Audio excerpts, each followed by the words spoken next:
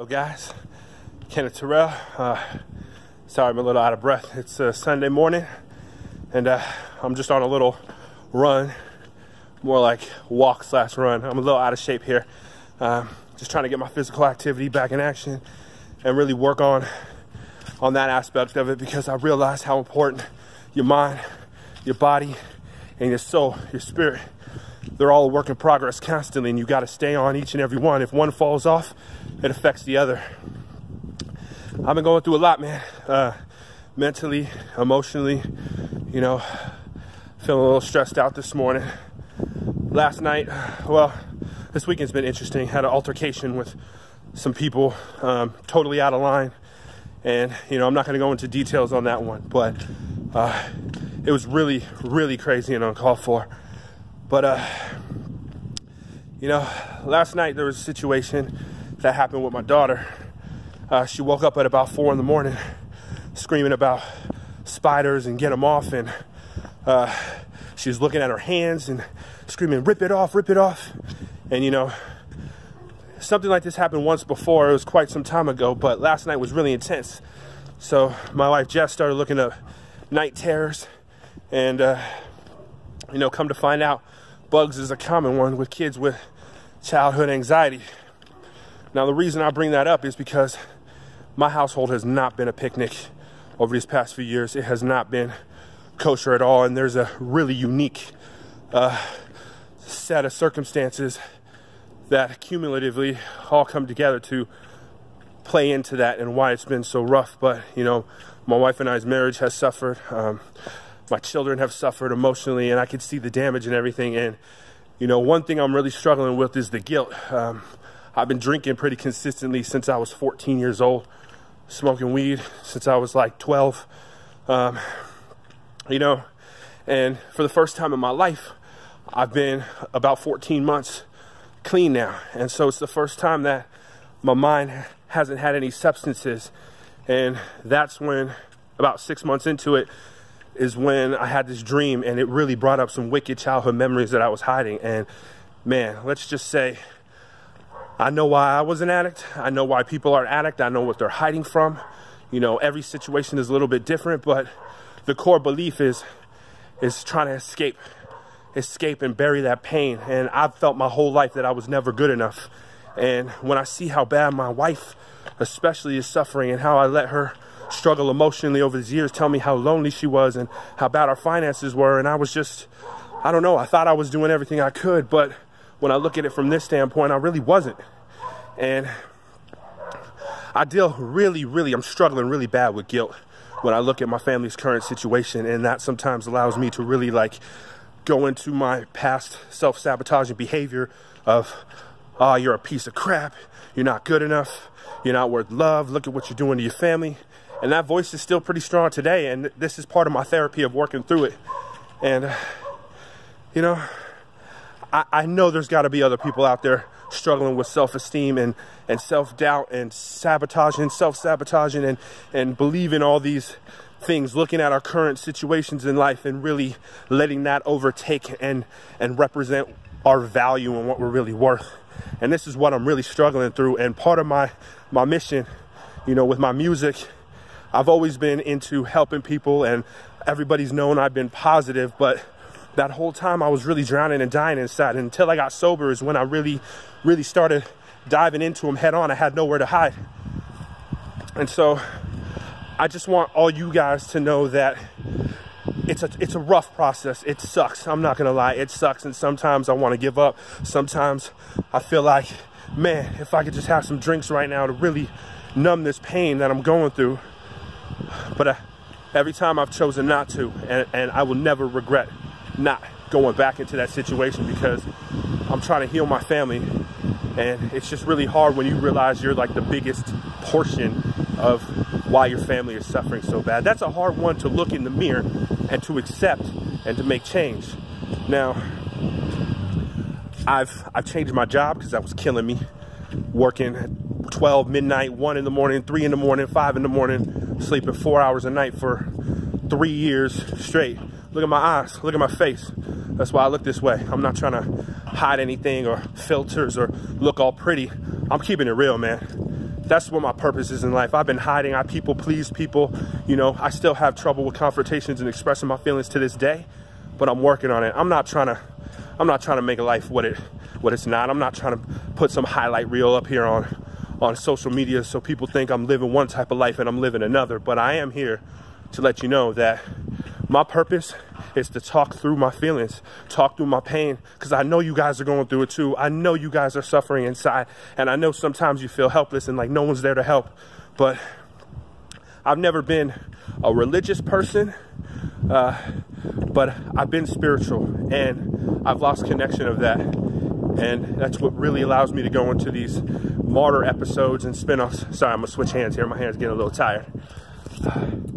But that's really what I'm coming back to, is that the source, whatever you believe in, man, I don't care. You know, we're all trying to believe in the same thing. We're all trying to evolve in this life and live as peacefully in harmony as we can. But as I start putting my focus in God, the universe, the angels, and I start looking back at my life and all the times that the universe and the angels have intervened and saved me, man, I got friends locked in prison for life. I could have easily been right there. You guys will know more about my past as I continue to post and go on, but I could be right there. I've been shot at, bullets been buzzing by my head. I've been in so many fights. Man, just I look back and see where the universe has stepped in to save me, even though I didn't always fully commit or believe into that. So I'm here to tell you guys that I'm not perfect. I'm not going to portray I'm perfect. It's okay to put out here what's really going on, because I guarantee there's more people feeling this, what I'm expressing now, than what are feeling the complete joy and bliss all the time of being on vacations and thinking family life is all perfect, because it's not, man. I'm not ashamed to admit that I've been struggling and that I'm at fault for the majority of where I'm at and where my family's at. I'm trying to step up, man. I really am. And I make some progress, and then something like last night or this morning hits me when I start letting these feelings overtake, and I feel like a failure again. I feel like I've just been pushed back, and you know, I feel so much guilt, and I love my wife and my kids so much, and it's weird because it comes out at them. It's so crazy to me how what I'm feeling so guilty about allows me to continue to negatively impact the situation. It's freaking bizarre to me, but I'm trying to figure it out. So if you're feeling down about yourself, if you have a drug problem, if you have an alcohol problem, I'm telling you, there is light, there is a way out. It's not going to be easy. I see why so many people relapse. I'm 14 months in, man.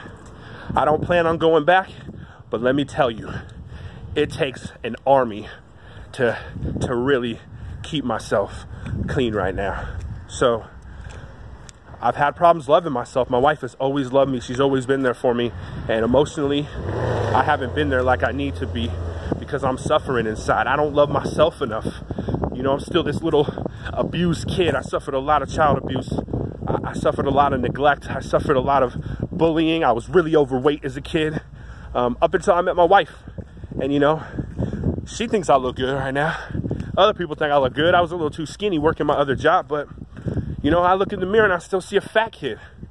And so it's a lifelong process, you guys. I don't think you ever fully get over your insecurities. I don't think you fully get over your negative self-doubt. Maybe some do. I mean, I'm 35 now. I've made the biggest improvement in the past year, really the past 6 months. And I can see a huge shift in I'm not dwelling in it as long. I'm able to snap myself out of it much quicker. So who knows, maybe one time, 1 year, I'll get there, but it's one day at a time, my friends.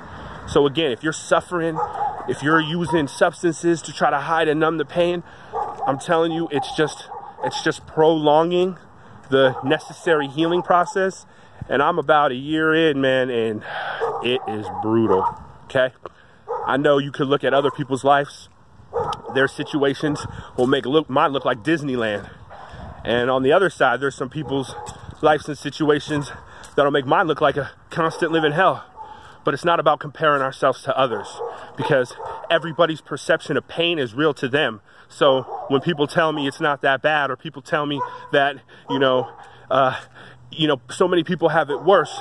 That doesn't negate your suffering that you're going through. Now, they do have a point, because when you stop and you breathe and you look around at the miracles of life, and you look around and back on your life and see the situations that you made it out of that you never thought were possible, that's definitely the angels stepping in to intervene and show you that they are there. But we got to figure it out, man. We got to reach out for the necessary help. I've been reluctant to that. It took me a long time to even accept the fact that therapy, I'm too strong for therapy. I don't need that. Well, I started it and I stopped it. Maybe I need it again. But talking to you guys, this is part of it. Putting my story out there, putting the truth out there.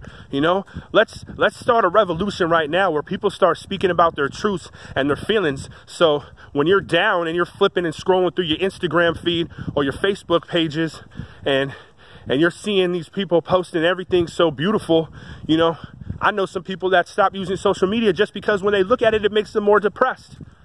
Not everybody's life is gravy, man. The biggest people out here with the most money, living all the fancy lifestyles, the cars, vacations, which none of that really means anything to me. I'd like to have more money so I can spoil my family, absolutely. But they're not perfectly happy, man. They deal with insecurities. They deal with stuff. There's millionaires and billionaires that commit suicide. What does that tell you? Money isn't everything. If you're happy, it exposes what's on the inside and what your true spirit is. If you're evil and greedy and all you want to do is take advantage of people, more money will just expose that. So let's keep it real, man. I've been hiding from the world. I've been hiding from myself and my truth for so long and portraying something out to people that I don't think is really even me. It's my conditioning of society. You know, real men aren't supposed to cry, man. I'm one of the most emotional guys out here, man. I cry like a baby and I don't have a shame for it. But, you know, that's not what society tells me. I'm a real man. I'm not supposed to cry. I'm not supposed to break down. This is messing up our kids, man. The longer we keep falling into the stereotypes and the programming of society of what we are supposed to be, what we're not supposed to be, and not diving into the depths of spirituality, religious Christianity, Buddhism, Hinduism, I don't care what it is, man. We're all trying to get there. But the longer we look to society and the programming as what our examples are supposed to be, the more unhappy we're going to become, and the more society and community as a whole is going to suffer. I know I'm rambling on, man, but again, you guys don't have to watch this video this long. You can turn me off. This isn't even all about you. It's for me first, because I got to get my truth out there, but I know people are going through the same thing. So hang on, you know, make the necessary adjustments. Go to church, do meditation, do yoga, run. That's what I'm doing. I was stressing out this morning, man, feeling so crappy about myself and my situation, looking at my kids crying, my wife upset, stressed out. She was in the ER the other night. She has anxiety, panic attacks now. I can't help but feel that's all my fault. I'm taking responsibility. I'm not making actions as quick as I would like to fix it, and I'm still falling victim to the self-sabotage behavior, but I'm working on it, and that's the important part, is working on it, progress. Try to be patient with yourself, love yourself through it. I'm struggling through that too, but here it is, man. Here's the truth. This is what you guys are going to get from me. This is what I'm going to put out.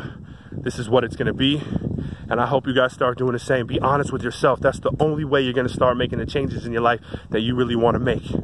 Okay, I think I'm going to sign off here. I'm going to get back to my running, try to clear my head, go back home, hug my wife, hug my kids, let them know I love them, even though a lot of times my actions show differently. But I'm okay with it, man. It's not okay, but I'm okay with it, because that's the only way I'm going to change it. So please, do what you need to do today to set your mind right, to set your heart right, so you can make these changes in your life. God is there, man. I don't care what religion you practice. Again, God is really there.